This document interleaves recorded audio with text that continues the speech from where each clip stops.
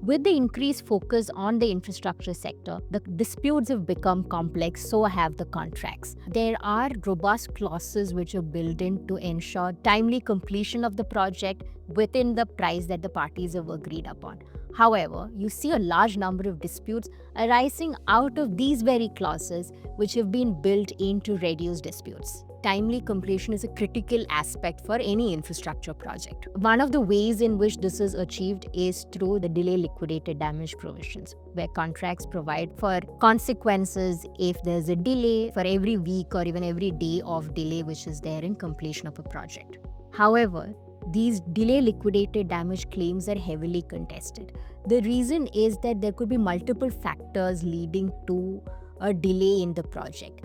The delay could be attributable to the employer, to the contractor, or in a large number of cases, it could be a combination of delays attributable to both the employer and the owner of the project. And that is the reason why you see a large number of disputes where the quantum as well as the onus of who bears the delay liquidated damages gets agitated. When you're looking at implementing a large project in the infrastructure sector, it is common for parties to ask for variation in scope or variation in price due to a host of reasons. Now, why do we see a large number of disputes arising under the variation clauses?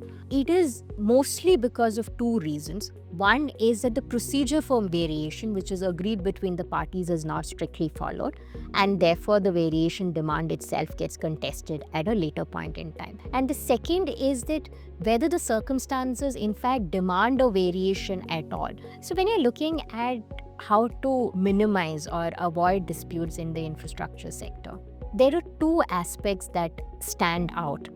One, it is important that your contract is customized for the project that you're executing and you're not just following the standard form contract. The second and more important aspect is contract management. If there is a delay, for example, the delay is recorded, the cost is recorded. If there is a change in scope, the scope is agreed between the parties. If the contract needs any incident to be in writing, it is agreed between the parties in writing. If these steps are taken at the right point in time, it can largely reduce the possibility of parties ending up in disputes. And secondly, if parties do end up in dispute, you have sufficient evidence to demonstrate your case.